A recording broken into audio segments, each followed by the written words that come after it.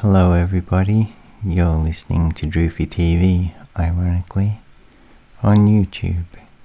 And today I want to talk about nostalgia. What is new is old, and everything that has come to pass has come full circle and had a few changes and should you really be that impressed by reboots of old movies and old songs? And well, it's a mixed bag. A lot of people like to look back on those times, the times of the past that have passed, the P-A-S-T to the P-A-S-S-E-D, it's all the same, past and past.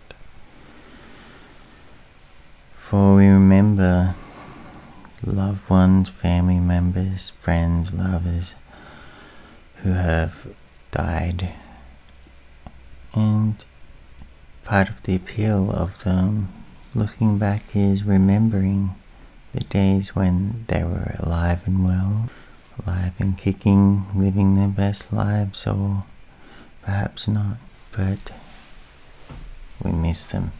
People tend to have a connection to the music that they grew up with, and that is their bread and butter of musical taste. However, this is not always true. It is a generalization. However, I find that most of the favorite music of my life comes from my adolescent years. Growing up listening to, starting with Guns N' Roses, Vanilla Ice, to all the early 90s and getting into Metallica, Nirvana, Smashing Pumpkins, Pearl Jam. And as you can see, I was getting into alternative music a lot. And I was going to school where I was getting bullied constantly, and music was a sanctuary for me. So the past for me is not rosy, and much of my life too. Not to be a Debbie Downer on the day, but to be honest, that's how it was. But music was my savior. Music is the thing that helped hold me together when my emotions were running high and I was not thinking straight. Depression, suicidal thoughts, feelings of inadequacy, stress from the physical torment of bullies at school, and not a lot of expectation for the future. So anyway, I left home. I played music on the streets, making friends, smoking pot, drinking in tourist town of Airlie Beach, North Queensland, Australia, the Whitsundays.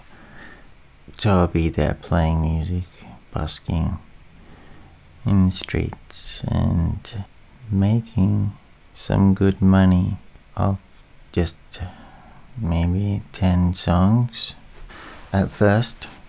Wonderwall, 3 AM, Matchbox 20, Guns N' Roses version of Knocking on Heaven's Door. Really wasn't getting into that yeah, the added bit, but the punters loved it, so yeah, that one. Better Be Home Soon, Crowded House. Ooh, Jason Mraz, I'm Yours.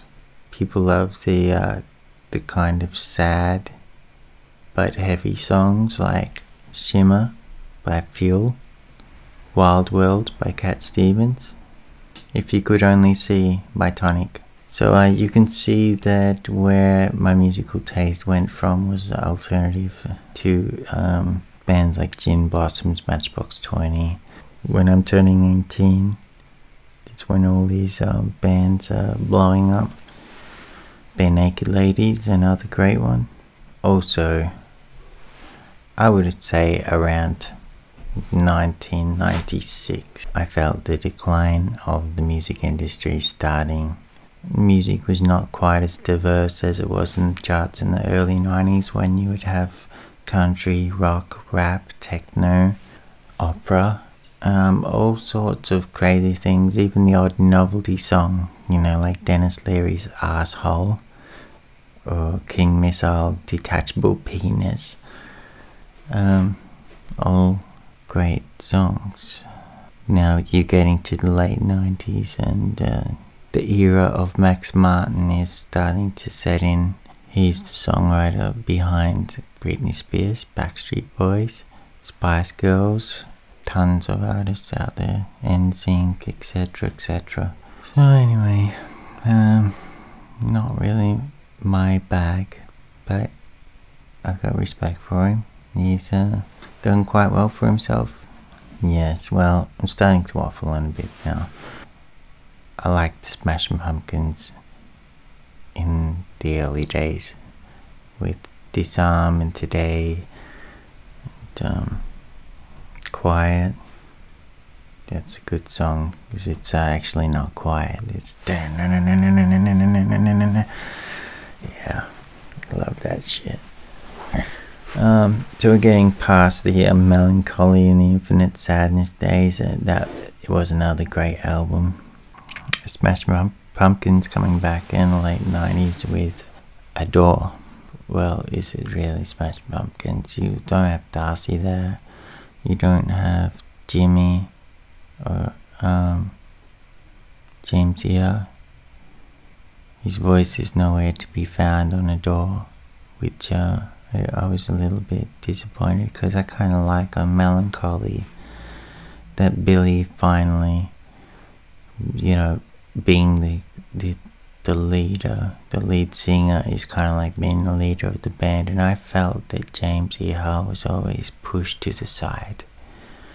And when Melancholy and the Infinite Sadness album was made, I think Billy was perhaps willing to share some of that power, share the spotlight. There's some great James Iha songs. Take Me Down. He's featured in Farewell and Good Night, at the end of the first disc, at the end of the second disc. So you can see there, well, are they saving the best for last, or are they just pushing him to the, to the back of the line? I don't know, but I am grateful for his presence. And his solo album, James Iha, Let It Come Down, a very interesting album to me, because it was nothing like any Smashing Pumpkins song that I've heard, really. It was his chance to express himself outside of Smashing Pumpkins as he wanted to, and he did a great job. And Billy Corgan, solo effort, you can hear he's very influenced by the 80s. The future embrace, throwing back to the past.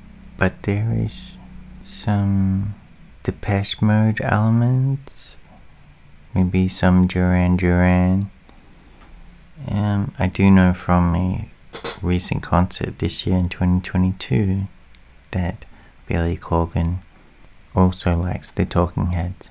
He plays a very messed up cover of Once in a Lifetime.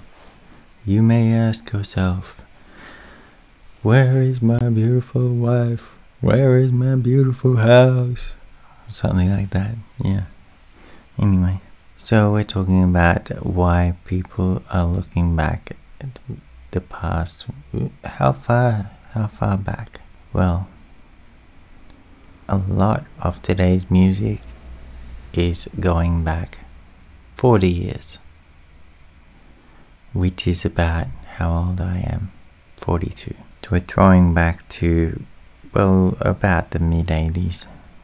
So yeah, 35 years, 40 years. And we're hearing all these electro sounds coming through from The Weeknd, the Kid Leroy with Stay. You can hear that they have totally jumped on the bandwagon because they have got the beat from Blinded by the Lights from Weekend, which was taken from Aha's Take on Me. Or was it? If you go onto YouTube, which you're probably on now, and remember this, look up Young Turks, which is a song by Rod Stewart. That beat is very close, if not the same, to my ears anyway. So have a listen and let me know what you think in the comments if you do that. So anyway, Harry Styles is number 1, and he's from One Direction, another prefab boy band. It's like Backstreet Boys and BTS, all that stuff. I can't really hate, but to be honest, I can't really love it either. I like real music, like Smashing Pumpkins. That's where it stands with me. Those artists even further back, Beach Boys, Beatles, Elvis, that kind of old stuff is popular in 1990. Movie soundtracks, Dirty Dancing, Ghost, Good Morning Vietnam, Forrest Gump. If you look at that, there's 1990, 1995, and you've got all the kind of hits from 1960 to 1970, 1975, so they're throwing back like 20 years, looking back. Now we're throwing back 40 years, and I think that because we have to look back further now with the music that's getting rebooted, reheated in the microwave like a turd, to quote South Park. I think we're starting to get desperate, running out of ideas. Songs about coronavirus, pandemic is wearing everyone's morale down. WHO. Hey Bill Gates, it's your birthday. Gonna get vaccines because it's your birthday or something. Something ridiculous anyway. And that was years ago. And I'm fired for not getting the jab. Do I regret it? Yes and no. I loved my job. In department stores, stocking shelves with some great colleagues. Half a dozen great colleagues or so. Used to look forward to seeing every day. It's all gone. Because I was too stubborn to get the jab. The PF, the F. Yeah. So he had to go on to medications, which blood thinning, anticoagulant medications that he'll have to take for the rest of his life. So he's won a lifetime subscription to Big Pharma. They thought they were doing the right thing. Maybe they are, maybe that won't be as bad as getting the virus. We can't really judge, and I don't think it's fair to judge either of people who don't get the vaccine, like myself. But I feel that judgment is strong. I'm bummed out, depressed, like I haven't been for a long time. We've moved into this house, we're paying this rent that goes up. We've got these electricity bills that are going up. It weighs heavy. But once again, the thing that comes back again to save me is music.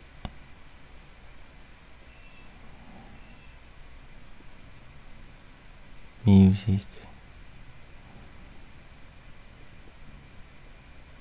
Sad music, happy music.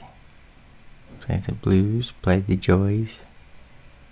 I call it joys, you know, songs like Brimful of Asher, or I'm Yours, or Jack Johnson. All that generally super positive music. You'll find that most of that music is like very happy and upbeat and positive. Little tinges of sadness here and there, smattered within, but generally like it's all like happy ass music, which I don't know if I'm kind of like that garbage girl who says I'm only happy when it rains. If I like to dwell in the misery, because we get miserable people all around the world, and they like to dwell in the misery and amplify it by listening to misery music because it resonates with how they are presently feeling. The risk of that is, though, listening to the same thing all the time, is that you are going to become that. You learn to become that through the repetition of the listening of those songs. So I don't really think that anyone should be too attached to one thing in this life. I think you've got to listen to a variety of different musics, even stuff that you don't think you like might grow on you. I mean, I never thought I would love Elton John's music as much as I do, or Elvis, because of them being kind of more famous before I was born than after I was born, which was 1980. Arguably, Elton John's got more hits on My Living side of 1980. Elvis obviously not, because he passed away before I was even born. Bob Marley, John Lennon, and those are some artists that I should really look more into, because I do like that. I'm going to put this out there. If anyone is a playwright or screenwriter or whatever, Dead Legends Island as a working title at least. And my idea is that there is like an island somewhere like out near Fiji, or like further between Fiji and Hawaii, in the middle of the Pacific, maybe even like halfway between bloody Latin America and New Zealand. So as far away from everything and everyone as possible. Now how it works is that celebrities are getting over all the attention. They're wealthy enough,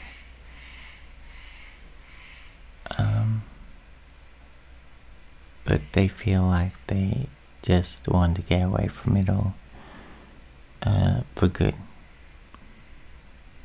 So I have this happy little fantasy that none of them are actually dead, that they have just been like contacted by this kind of secret company that will fake your death, arrange your transport to this idyllic location in the South Pacific, and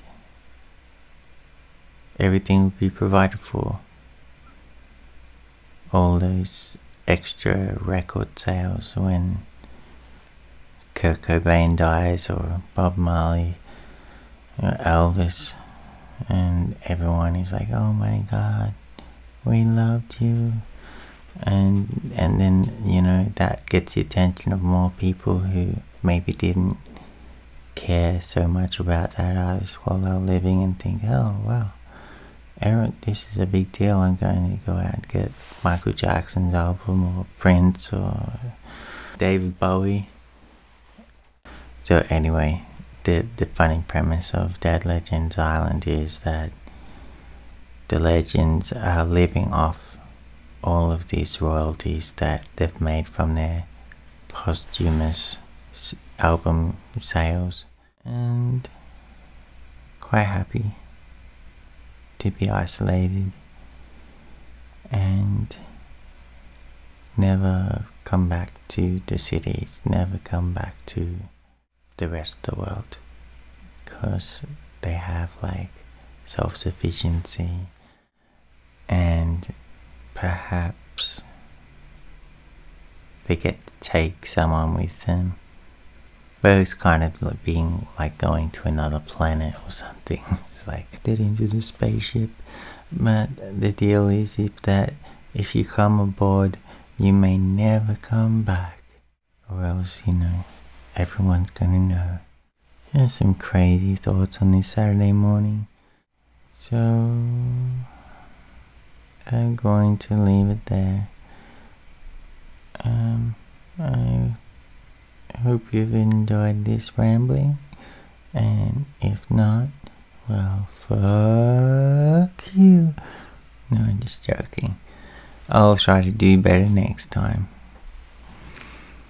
So if you have any ideas about what would be an interesting discussion, or even if you perhaps yourself would like to come on and we can have a chat about something, I would be most open to that.